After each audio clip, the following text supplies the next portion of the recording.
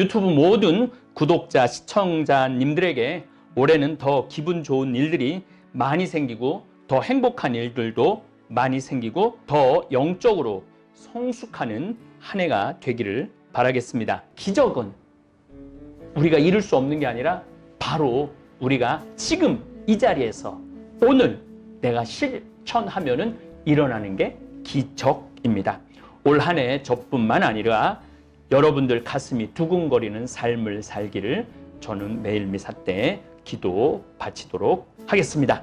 여러분들도 올 한 해 죽어라 일만 하지 말고 또 죽어라 놀기만 하지 말고 일과 놀이와 재미, 의미 이게 적당히 섞여서 하루하루가 정말로 기대에 차고 흥분되고 가슴 두근거리는 한 해가 되기를 바라겠습니다. 올 한 해 대한민국 정말 부지런하고 지혜롭고 또 경제적인 어려움들이 참 많았는데 올해는 우리 대한민국에 수출도 잘 되고 하시는 일들, 사업들도 잘 돼서 재정적인 그런 어려움에서도 벗어나는 한 해가 되기를 바라겠습니다. 유튜브 모든 구독자, 시청자님들에게 올해는 더 기분 좋은 일들이 많이 생기고 더 행복한 일들도 많이 생기고 또 한편으로는 더 영적으로 성숙하는 한 해가 되기를 바라겠습니다. 저는 며칠 전 손자를 둔 할머니에게서 감동의 동영상을 함께 할머니 휴대폰에 저장되어 있는 동영상을 봤습니다. 딸이 시집을 가서 임신을 했는데 임신한 날부터 아빠가 아내 뱃속에서 꼬물꼬물 자라는 태아에게 매일 복음 성서를 읽어 주었답니다. 여러분들이 이제 막 보게 될 영상은 만삭이 된 아내에게 매일 미사 복음을 읽어주는 장면입니다. 그냥 이 장면을 보면 가슴이 터질 것 같고 그냥 감동의 눈물이 납니다. 멀리 있는 것이 아니고 바로 내 이웃의 딸이, 사위가 또 그 태어날 아기가 만들어내는 장면. 또 여러분들 자세히 화면을 보시면은 이렇게 이제 만삭이 된 엄마의 배를 아이가 배 안에서 노는 장면도 함께 보실 수 있을 겁니다. 함께 감동의 시간으로 들어가 보시기 바라겠습니다. 형제들이다. 마테오가 전한 거룩한 복음입니다. 주님 영광 받으소서. 그때 예수님께서 군중에게 말씀하시고 계셨는데 그분의 어머니와 형제들이 그분과 이야기하려고 밖에 서 있었다. 그래서 어떤 이가 예수님께 보십시오. 스승님의 어머님과 형제들이 스승님과 이야기하려고 밖에 서 계십니다. 하고 말하였다. 그러자 예수님께서 당신께 말한 사람에게 누가 내 어머니고 누가 내 형제들이냐 하고 반문하셨다. 그리고 당신의 제자들을 가리키시며 이르셨다. 이들이 내 어머니고 내 형제들이다. 하늘에 계신 내 아버지의 뜻을 시행하는 사람들이 내 형제요 누이요 어머니이다. 주님의 말씀입니다. 예, 잘 보셨습니까? 이제 이 아이는 세상에 태어나 13개월이 되었습니다. 그런데 문제는 태어났어도 매일 매사 책을 들고 엄마, 아빠한테 하루에도 10번, 심지어는 13번까지 읽어달라고 조른답니다. 요 나이 때는 장난감 가지고 놀고 뭐 그림책 갖고 놀 때인데 이 아이는 매일 미사 책을 들고 다니면서 엄마 막 이러면서 이거 읽어달라고. 그럼 그거 읽어주면 그렇게 행복해한다고 그래요. 수태부터 매일 미사 복음을 들으면서 그런지 얼마나 귀티나고 멋있고 잘생겼는지 사진을 잠깐 보여드리겠습니다. 우리 레오, 본명이 레오인데 레오를 이렇게 보면서 제가 23년 전으로 기억이 돼요. 내 친구, 초등학교도 동창, 고등학교도 동창이고 성당 같이 다녔던 친구가 결혼을 해서 주일학교 교사하면서 만났던 아내를 만났는데 임신을 하면서 이 아이가 사제가 됐으면 좋겠다 그런 바람이 있었어요. 그래서 우리 다니엘인데 태어나자마자 여러분들 좀 전에 봤을 때 막 아기 때 제가 가갖고 그 할머니도 이 아이가 사제로 자랐으면 좋겠다 그러고 엄마 아빠도 그런 바람이 있어갖고 제가 그 아이를 이렇게 안수기도를 해주고 축복해줬던 아이가 있었어요. 23년 전에. 그 아이는 엄마 아빠가 정말 기도하는 마음으로 키웠고 정말 잘 바르게 신앙으로 자라서 결국은 신학교에 들어갔어요. 그리고 신학교 지금 2학년 마치고 지금 군대에 가 있습니다. 뭐 교수님들도 내가 가끔 만나서 얘기를 들어보면은 아주 밝게 신학교 생활, 사제성소를 키워나간다는 이야기를 들었습니다. 제가 왜 이런 말씀을 특별히 드리느냐 하면은 부모님이 이 아이를 어떤 마음으로 키우느냐에 따라서 그 집안에 세상의 빛과 소금이 될 영웅이 태어난다는 거죠. 어느 날 갑자기 훌륭한 애가 태어나는 건 절대 아닙니다. 어느 날 갑자기 훌륭한 사람이 태어나는 것은 절대 아닙니다. 이런 정성스러운 기도와 정성스러운 돌봄으로 이 아이가 귀하게 자라는 거죠. 귀하게 자라면 귀한 사람이 될 수 있는 거예요. 그런데 막 소리 지르고 혼내고 아빠가 술 먹고 막 엄마하고 싸우는 모습을 보면은 애 눈빛은 흔들리기 시작해요. 불안하고 초조하고 의심하고 신경질적으로 자랄 수밖에 없죠. 그런데 따뜻하고 부드럽고 사랑한다는 이야기를 들으면서 자라는 아이들은 건강할 수밖에 없어요. 뿌린 대로 거두는 거예요. 자식 농사는. 그래서 여러분들도 올 한 해 아주 손녀가 있든 손자가 있든 또 내 지금 임신을 한 분들이든 또 아기들을 바라볼 때 정말 따뜻하게 안아주는 그런 사회가 될 때 그 사회는 귀해지는 사회가 될 거라는 생각을 합니다. 엄마 아빠는 이 아이가 커서 나중에 사제가 되기를 바라는 마음으로 기도한다고 그럽니다. 저는 많은 신앙인들을 만났는데 나이 지긋하신 분들이 제가 자식에게 물려준 최고의 유산은 신앙입니다. 하느님을 알아뵙고 주님으로 모실 수 있도록 이끌어준 일이 자식에게 준 최고의 유산입니다.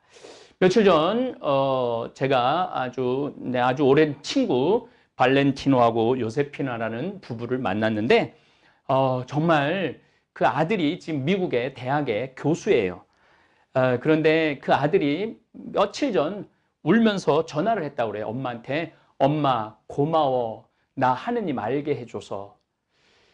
왜 그러냐 그러니까 성령 세미나를 대학 강의 때문에 뭐 금토일 가야 되는데 토요일 일요일만 성령 세미나를 참여를 했는데 너무너무 뜨거운 성령의 은혜를 받아갖고 울면서 이렇게 좋은 하느님을 알게 해주신 엄마 아빠한테 고맙다고 미국에서 아들이 내가 잘 알죠. 그 아들이 엄마한테 전화하는 내용을 들으면서 그래 우리가 자식한테 재산 물려주는 것보다 정말 삶의 지혜, 하느님을 알아보는 지혜, 하느님의 뜻을 마음에 새기고 살 수 있는 지혜가 최고의 유산이 아닌가 이런 생각을 합니다.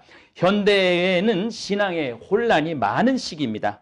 성모님은 수태부터 성모님은 당신이 임신을 하는 순간부터 이 아들이 세상을 구원할 분이라는 것을 알았습니다. 만약 이 유튜브 보시는 분들 중에 지금 임신 중에 있는 분들이라면 물어보고 싶습니다. 지금 내 뱃속의 아기가 세상을 환하게 비출 빛과 소금이 될 영웅이라면 지금 여러분들은 어떤 마음으로 하루하루를 임신 기간을 보낼 것인가 물어보고 싶어요. 정말 이 아이의 배에다가 예수님의 말씀을 읽어주는 이 아빠, 또 그 아이한테 성서를 들려주고 싶어하는 엄마, 그런 모습이, 그런 정성이 제가 보기에는 나중에 여러분들 사진 이렇게 보셨지만은 이렇게 깨끗하고 아주 정갈하고 아름다운 자태를 지니는 아이로 성장하는 것이 아닌가 그런 생각을 해봅니다. 성모님도 10달 동안 기도하셨을 것입니다. 그것도 아주 간절하게. 성 요셉과 마리아 어머니는 탄생한 지 8일 만에 아들 예수님에게 신앙의 전통에 따라 할례를 베풀고 40일 만에 하느님 성전에 들어가 예수님을 봉헌하셨습니다. 그러니까 요즘 뭐 이게 신앙을 이렇게 나중에 걔가 알아서 믿으라고 그러는 그런 뭐 자유로운 시대에 강제로 할 수 있느냐? 제가 보기엔 신앙을 전해주는 게 아니에요. 삶을 전해주는 거예요. 인생을 전해주는 거예요. 그래서 아이한테 이 세상에 소중한 게 뭔지를 가르쳐 주는 거, 그게 저는 부모님의 역할이라고 생각을 합니다. 저는 양다리 걸치기 신앙생활은 하느님을 깨닫지 못한다고 생각합니다. 혼자 세상을 살아가기 불안하니까 세상 재물과 권력에도 의지하고, 재물만 너무 의지하다 보면 혹시 영적인 세계가 자기 인생을 망칠지도 모른다는 불안감으로 성당에도 나가 적당히 양다리를 걸쳐놓는 신앙생활을 하시는 분들도 간혹 있습니다. 가끔 저는 정치인들을 보면 양다리 걸치기 신앙생활하는 그런 모습들을 엿봅니다. 뱃속에 있는 아기에게 매일 미사 복음을 읽어주는 이 성 요셉 같은 아빠와 성모님 같은 엄마처럼, 엄마도 제가 이렇게 사진을 보니까 참 예쁘고 아름답게 생겼더라고요. 하느님께 온전히 의탁할 때 하느님 현존을 깨닫고 느끼고 신앙의 신비를 체험할 수 있습니다. 내 몸이 하느님 머무시는 거룩한 성전이라고 생각한다면 매일매일 순간순간이 뜨거운 삶이 될 것입니다. 저는 27년간 사제로 살면서 온전히 하느님 아버지께 의탁할 때와 인간적인 생각, 인간적인 계산, 가끔 유명한 정치인들도 만나고 유명한 사람들도 만날 때, 또 돈이 많은 사람들을 만날 때, 그리고 인간적인 만남 이렇게 비교할 때 온전히 하느님한테 의지할 때와 인간적인 거에 의지할 때를 비교해 보면 온전히 하느님 아버지께 의탁할 때 매일 매 순간 기적이 일어나고 감동의 날들을 만났습니다. 제 주위에서 벌어지는 일들이 인간의 힘으로는 할 수 없는 일들이 저에게 일어납니다. 그럼 언제부터 그러한 기적이 내 삶에서 일어났을까? 제 인생을 뒤돌아보면 인간적 능력으로 내 힘으로 무엇을 해결하려 했을 때는 사기도 당하고 어려운 일도 겪고 배신도 많이 당했습니다. 그런데 인간적인 생각을 내려놓고 모든 것을 하느님 아버지께 맡기고 저는 매일 웃으면서 그저 오늘을 행복하게 살 때 하느님은 제 삶 안에 들어오셔서 저를 통해서 하느님 나라를 건설하셨습니다. 제가 3년 전 수리동 성당에서 황청현 신부와 함께 떠나는 성경 여행 강의를 하면서 내가 한 700에서 1000명 정도 수강들을 했는데 배우기만 하고 하느님 말씀을, 예수님 말씀하셨죠. 내 말을 듣기만 하고 실천하지 않는 사람은 모래 위에 집을 짓는 사람과 같다. 내 말을 듣고 실천하는 사람만이 바위 위에 집을 짓는, 반석 위에 집을 짓는 사람이다. 그 이야기를 하면서 우리가 성서 말씀만 듣고 감동, 고개만 끄덕인다고 그게 하느님의, 예수님의 자녀가 되는 것이 아니다. 그런 신앙은 죽은 신앙이라며 우리의 도움을 필요로 하는 환자들 수술을 해주자. 그래서 12명을 수술해 주자고 그때 제 청강생들이 으쌰 수많은 청강생들이 10,000원, 20,000원을 모으고 또 어떤 분들은 깜짝 놀랄 만큼 많은 봉헌을 하셨고 또 며칠 전 서울 세곡동 성당에서 혼인성사를 받은 프로골퍼 일본에서 활동하는 이보미 글라라 선수도 우승 상금 가운데 일부를 봉헌해서 참 많은 분들이 동참해서 기가 막힌 사연을 가진 분들을 수술해 드렸습니다. 저의 뜻을 알고 성 빈센트 병원에서도 수술비의 반을 부담하고 특별히 의사 선생님들의 적극적인 진료 덕분에 다 죽어가는 사람도 몇을 살렸습니다.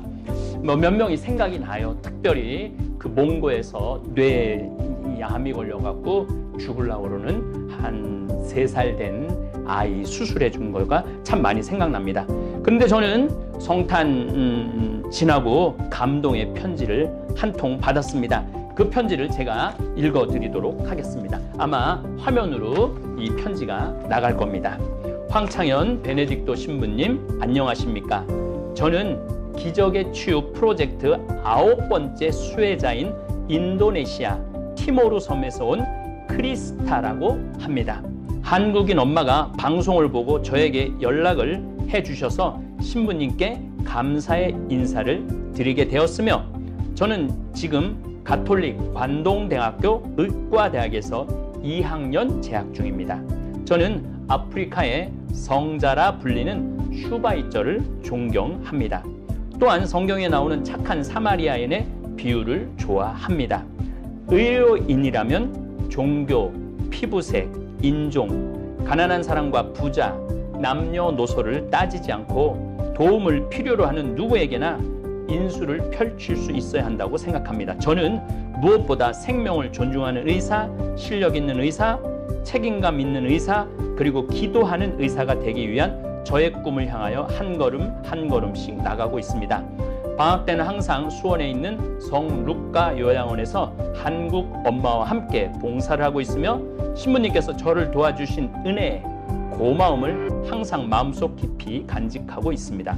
우리를 구원하시기 위해 오신 아기 예수님의 탄생을 축하드리며 새해 건강하시고 하느님의 축복이 늘 함께 하시기를 기도드립니다. 2019년 10월 21일 가톨릭 관동대학교 의학과 2학년 크리스티나 올림.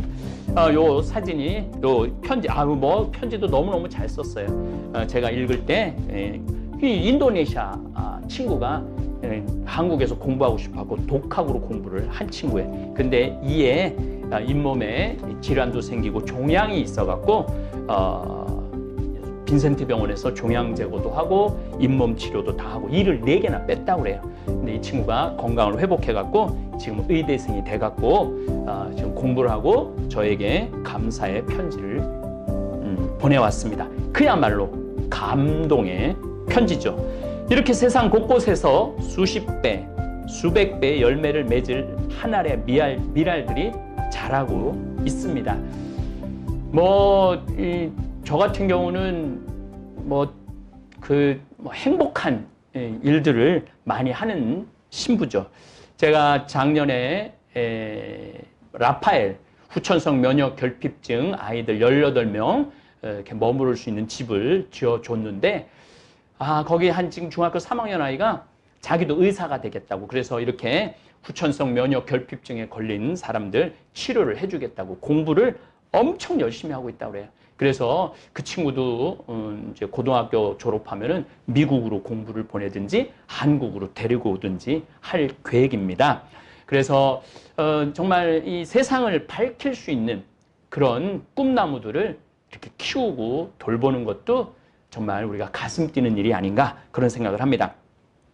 올 한 해도 우리 유튜브 구독자님들이 기적의 주인공이 되길 바라겠습니다. 이미 유튜브를 시청해 주시고 구독자가 되어주시고 광고를 끝까지 봐주시기만 해도 잠비아의 나무 100만 그루 심기 사업에 동참하시는 것입니다. 사실 기적은 그리 멀리 있는 것이 아닙니다.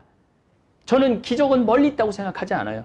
제가 수술해준 한 소녀가 의대생이 되었고 공부가 끝나면 인도네시아 티모르 섬에 가서 슈바이처 박사처럼 의술을 펼칠 생각을 하면 정말 가슴이 두근거립니다.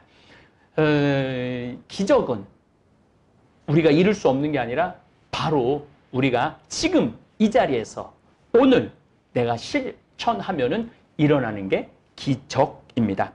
올 한 해 저뿐만 아니라 여러분들 가슴이 두근거리는 삶을 살기를 저는 매일 미사 때 기도 바치도록 하겠습니다. 인생은 의미와 재미가 병행해야지 참 행복한 삶이라고 생각을 합니다.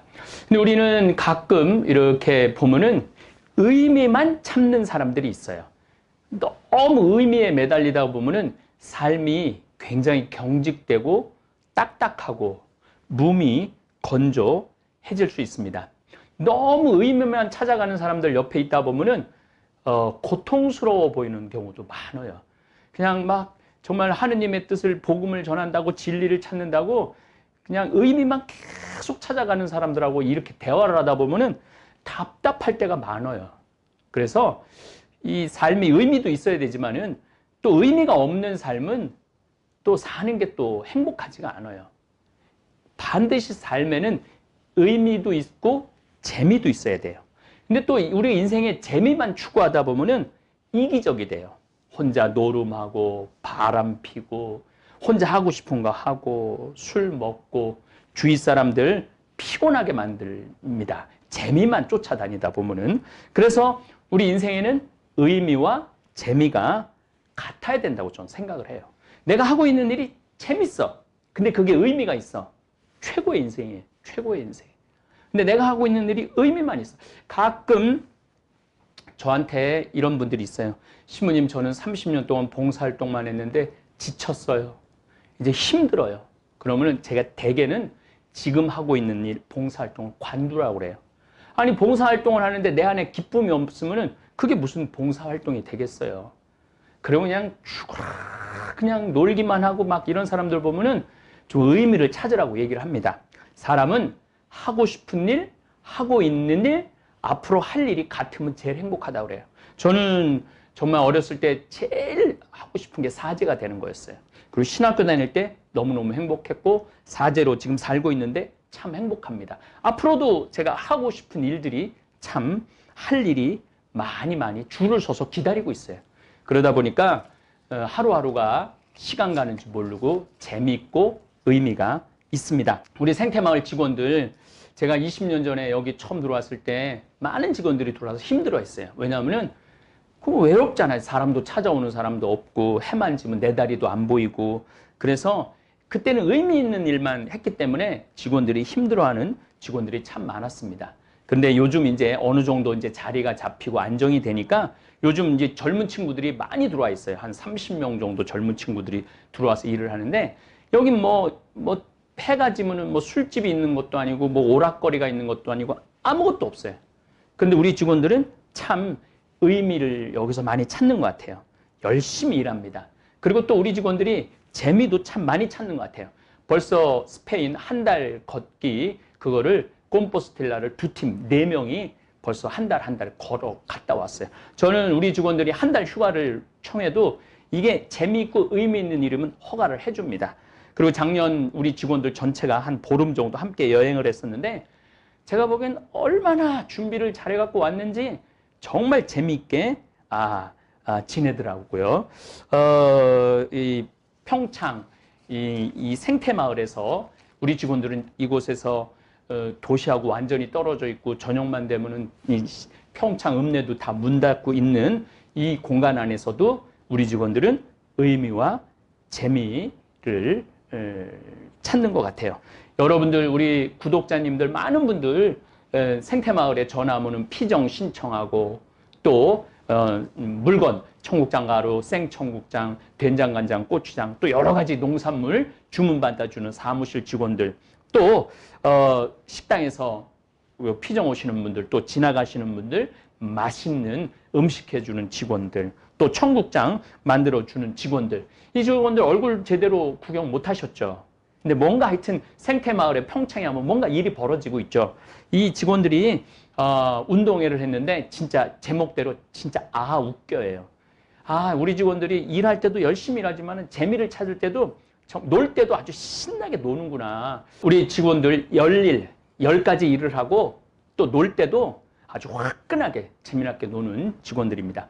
여러분들도 올 한 해 죽어라 일만 하지 말고 또 죽어라 놀기만 하지 말고 일과 놀이와 재미, 의미, 이게 적당히 섞여서 하루하루가 정말로 기대에 차고 흥분되고 가슴 두근거리는 한 해가 되기를 바라겠습니다. 감사합니다. 오늘도 황창현 신부님의 말씀을 통해 우리 삶의 중요한 가치를 다시 한번 되새기게 됩니다. 자녀에게 물려줄 최고의 유산이 신앙이라는 말씀, 그리고 기적은 멀리 있지 않다는 그 깨달음은 우리에게 큰 울림을 줍니다. 새해를 시작하며 우리는 많은 결심을 합니다. 더 나은 사람이 되겠다고, 더 행복한 삶을 살겠다고 다짐하죠. 하지만 그 다짐이 실현되기 위해선 신부님 말씀처럼 작은 실천이 필요합니다. 삶은 일과 놀이, 재미와 의미가 조화롭게 어우러질 때 그 안에서 참된 기쁨을 찾을 수 있습니다. 하느님께 온전히 의탁하며 매일매일의 순간 속에서 최선을 다해 살아갈 때 우리의 삶에도 놀라운 기적이 찾아옵니다. 새해는 새로운 시작입니다. 지금 이 순간 하느님의 말씀에 귀를 기울이고 가슴 뛰는 삶을 향해 한 걸음 내디뎌 보세요. 그 한 걸음이 당신 삶의 방향을 바꾸고 기적을 이루는 시작이 될 것입니다. 올해도 여러분의 삶에 하느님의 사랑과 은총이 가득하기를 기도합니다. 감사합니다. 하늘에 계신 우리 아버지, 아버지의 이름이 거룩히 빛나시며 아버지의 나라가 오시며 아버지의 뜻이 하늘에서와 같이 땅에서도 이루어지소서. 오늘 저희에게 일용할 양식을 주시고 저희에게 잘못한 일을 저희가 용서하오니 저희 죄를 용서하시고 저희를 유혹에 빠지지 않게 하시고 악에서 구하소서. 아멘.